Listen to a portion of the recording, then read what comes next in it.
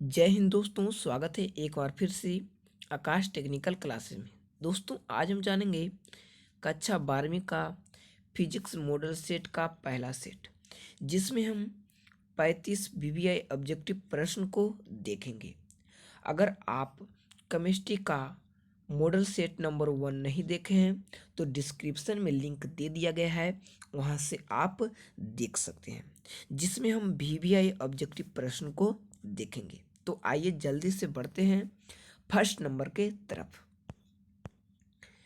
तो ये रहा आप लोग का फर्स्ट प्रश्न कि आवेश का बीमा होता है। दोस्तों ये काफ़ी ही इजी सवाल है और काफ़ी बेहद इम्पोर्टेंट सवाल है कि आवेश की बीमा क्या होती है। इससे पहले हम बता देते हैं कि आवेश का एसआई मात्रक कूलाम होता है और जो इसका बीमा होता है वह एटी होता है।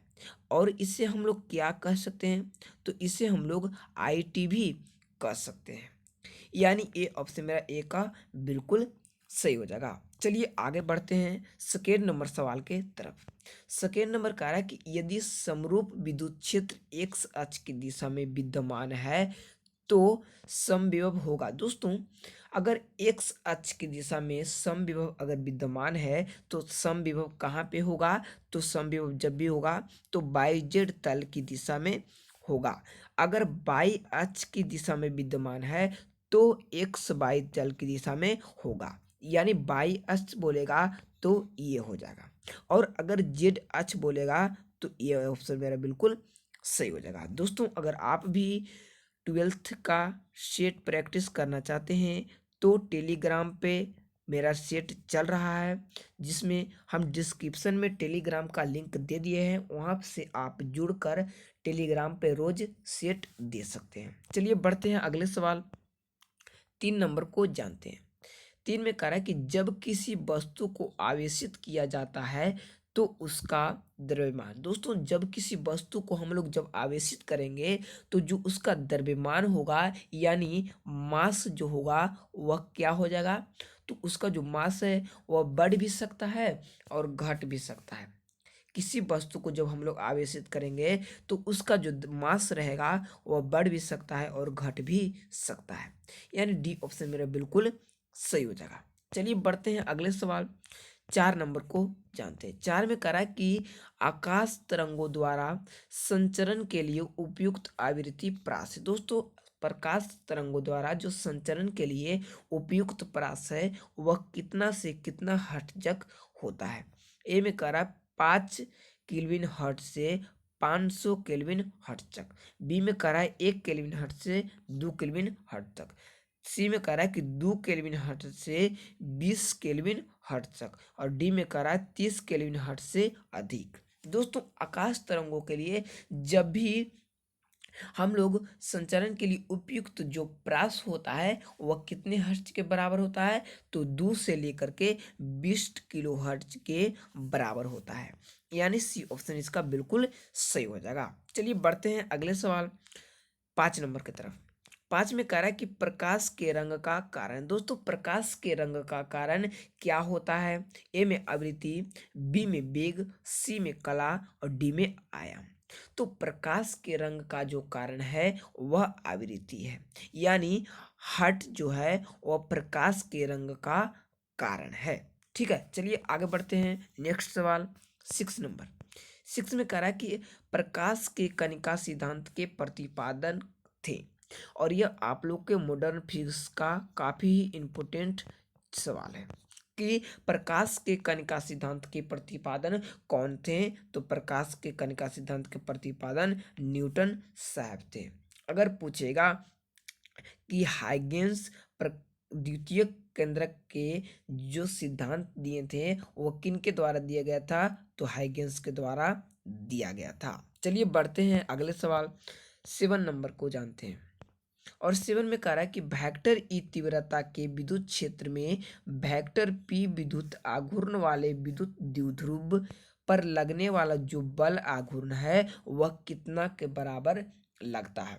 और यह सवाल आप लोग के 2016 के एग्जाम में पूछा हुआ सवाल है कि वेक्टर ई तीव्रता वाले विद्युत क्षेत्र में वेक्टर पी द्विध्रुव आघूर्ण में जब विद्युत क्षेत्र लगेगा तो उसमें जो बल लगेगा वह कितने के बराबर होगा, तो वेक्टर पी गुने वेक्टर ई के बराबर होगा। यानी ए ऑप्शन मेरा बिल्कुल सही होगा। चलिए बढ़ते हैं अगले सवाल 8 नंबर को देखते हैं।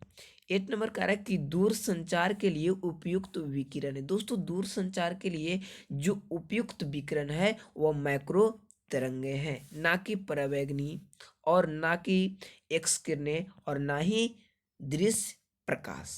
इसका सही ऑप्शन हो जाएगा मैक्रो तरंगे होगा। ठीक है, जो एक दूर संचार के लिए उपयुक्त विकिरण है। चलिए बढ़ते हैं नेक्स्ट सवाल 9 नंबर। 9 में कह रहा है कि कोहरे में जो फोटोग्राफी के लिए प्रयुक्त फिल्म है। दोस्तों कोहरे में फोटोग्राफी के लिए जो प्रयुक्त फिल्म है वह क्या होता है, तो ए में पोलराइड, बी में अवरक्त, सी में परावैंगनी और डी में साधारण। कोहरे में जो फोटोग्राफी के लिए जो उपयुक्त में फिल्म आता है वह अवरक्त का प्रयोग किया जाता है, यानी बी ऑप्शन मेरा बिल्कुल सही हो जाएगा। चलिए बढ़ते हैं अगले सवाल 10 नंबर की तरफ। दोस्तों 10 नंबर बढ़ने से पहले अगर आप इस चैनल में पहली बार आए हैं तो चैनल को सब्सक्राइब कर लें और बेल आइकन को भी दबा दें कि ताकि आप तक लेटेस्ट वीडियो का नोटिफिकेशन तुरंत मिल सके। बीटा किरणें विक्षेपित होती है। दोस्तों बीटा किरणें जो है वह किससे विक्षेपित होती है, तो ए में गुरुत्वाकर्षण क्षेत्र में, बी में चुंबकीय क्षेत्र में विकर्षण होती है या केवल विद्युतीय क्षेत्र में विकर्षण होती है, डी में कह रहा है कि चुंबकीय और विद्युत क्षेत्र दोनों में। दोस्तों बीटा किरणें जब भी विक्षेपित होगा तो केवल और केवल विद्युतीय क्षेत्र में विक्षेपित होगा, यानी सी ऑप्शन इसका बिल्कुल सही हो जाएगा। चलिए आगे बढ़ते हैं 11 नंबर सवाल के तरफ। 11 में कह रहा है कि बहुमूल्य रंगों की पहचान में कौन सहायता देता है। दोस्तों बहुमूल्य रंगों में जो पहचान के लिए सहायता प्रदान करता है वह परावैंगनिक किरणें करता है, यानी ए ऑप्शन मेरा बिल्कुल सही हो जाएगा। परावैंगनिक किरणें एक ऐसा किरणें है जो बहुमूल्य रंगों को पहचान करने में सहायता प्रदान करता है। चलिए आगे बढ़ते हैं 12 नंबर सवाल। 12 में कह रहा है कि स्वप्रेरकत्व का एस आई यूनिट है। दोस्तों स्वप्रेरकत्व का एस आई मात्रक क्या होता है, तो इसका ए में ओम, बी में हेनरी, सी में वेबर, डी में न्यूटन। ओम किसका मात्रक है, तो रेजिस्टेंस का मात्रक ओम होता है। और स्वप्रेरकत्व का मात्रक क्या होता है, तो स्वप्रेरकत्व का मात्रक हेनरी होता है, जिसे हम लोग एच से सूचित करते हैं। स्वप्रेरकत्व का ऐसा मात्रक क्या होता है, तो हेनरी होता है। चलिए बढ़ते हैं अगले सवाल 13 नंबर को देखते हैं। 13 में कह रहा है कि गैल्वेनोमीटर को वोल्टमीटर बनाने में ज़रूरत है। दोस्तों गैल्वेनोमीटर को जब हम लोग वोल्टमीटर में बनाते हैं तो उसमें कैसा प्रतिरोध होना चाहिए, ठीक है। और यह सवाल काफ़ी वीवीआई सवाल है। जब गैल्वेनोमीटर को वोल्टमीटर में जब बनाते हैं तो वह उच्च प्रतिरोध का होना चाहिए। कैसा प्रतिरोध का, तो उच्च प्रतिरोध का होना चाहिए, यानी ए ऑप्शन मेरा बिल्कुल सही बढ़ता है। चलिए बढ़ते हैं अगले सवाल 14 नंबर की तरफ।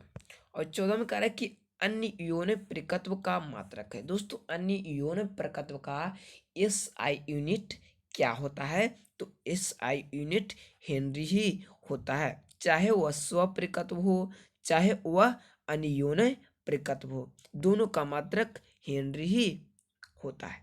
आप लोग कंफ्यूजन में बिल्कुल ही ना रहें, चाहे वह स्वप्रकत्व हो चाहे वो अनियोन प्रकत्व हो, दोनों में क्या होगा, तो दोनों में हेनरी होगा। चलिए आगे बढ़ते हैं नेक्स्ट सवाल 15 नंबर। 15 में कह रहा है कि धातु के बने किसी गोलक की चुंबकीय क्षेत्र में दोलन करने पर उसकी दोलनी गति होती है। दोस्तों धातु के बने गोलक को चुंबकीय क्षेत्र में दोलन करने पर उसकी जो दोलनी गति होगा वह कैसा होगा, तो अवमंदित होगा, यानी बी ऑप्शन मेरा बिल्कुल सही हो जाएगा। कैसा होगा, तो अवमंदित होगा। चलिए बढ़ते हैं अगले सवाल 16 नंबर की तरफ। 16 में कह रहा है कि प्रतिबाधा का मात्रक होता है। दोस्तों प्रतिबाधा आप कभी भी नहीं पढ़े होंगे और यह सवाल काफी कंफ्यूजन वाला सवाल है। इसे जरूर से जरूर याद कर लें कि प्रतिबाधा का जो एसआई मात्रक होता है ओम होता है। किसका मात्रक? तो प्रतिबाधा के एसआई मात्रक ओम होता है, यानी बी ऑप्शन इसका बिल्कुल सही हो जाएगा। चलिए अगले सवाल बढ़ते हैं 17 नंबर की तरफ। 17 में कह रहा है कि विद्युत चुंबकीय प्रेरण की घटना के आविष्कारक थे।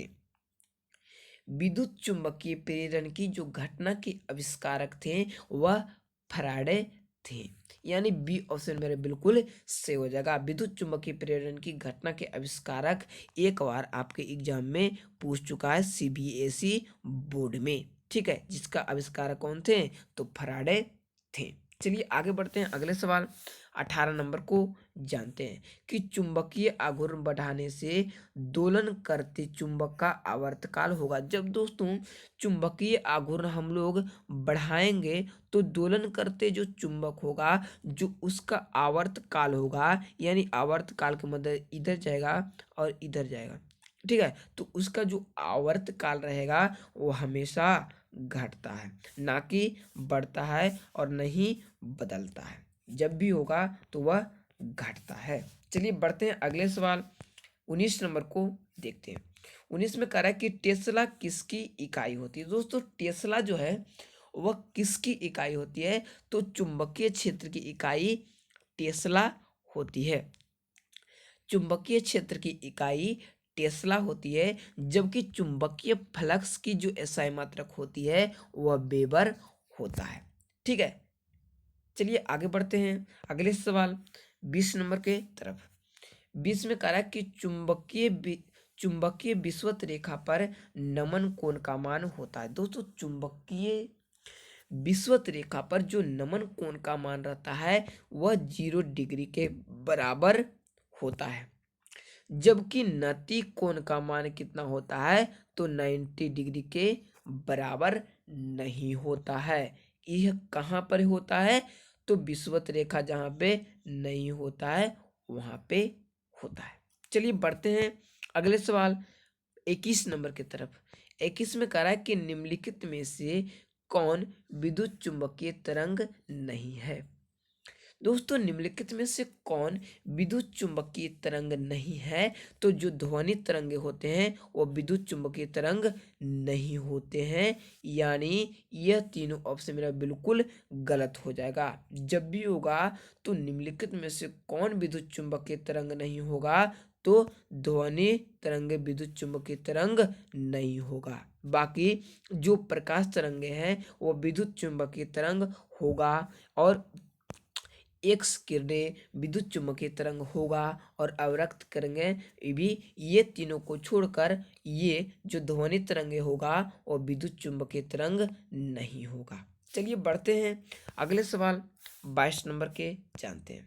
और 22 नंबर सवाल काफी वीवीआई सवाल है कि एम चुंबकीय आघूर्ण वाले क्षण चुंबक को जब तो समान टुकड़ों में तोड़ देते हैं तो प्रत्येक नए टुकड़े का चुंबकीय आघूर्ण होगा। दोस्तों इसको समझिएगा कि जब एम चुंबकीय आघूर्ण वाले छड़ को दो समान भाग में तोड़ देते हैं तो उसमें जो चुंबकीय आघूर्ण होगा वह कितने के बराबर होगा?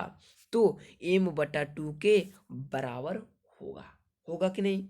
m/2 के बराबर होगा। जब हम इसको आपस में अगर जोड़ देते हैं तो इसका जो चुंबकीय आघूर्ण हो जाएगा वह 2m के बराबर हो जाएगा, ठीक है। चलिए बढ़ते हैं अगले सवाल 23 नंबर के तरफ।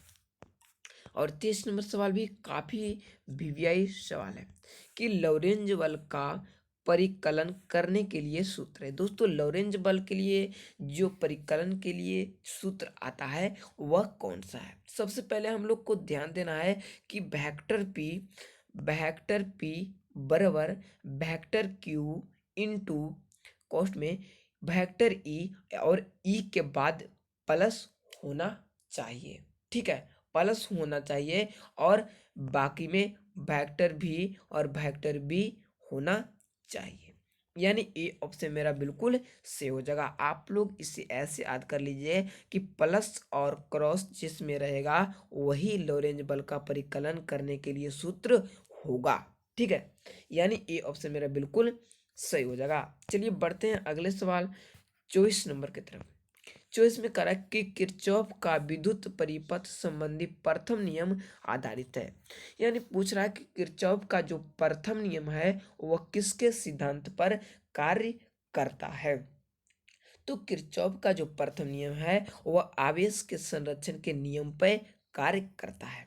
यानी बी ऑप्शन मेरा बिल्कुल सही हो जाएगा। जबकि किरचॉफ का जो दूसरा नियम है वह ऊर्जा संरक्षण के नियम पर कार्य करता है।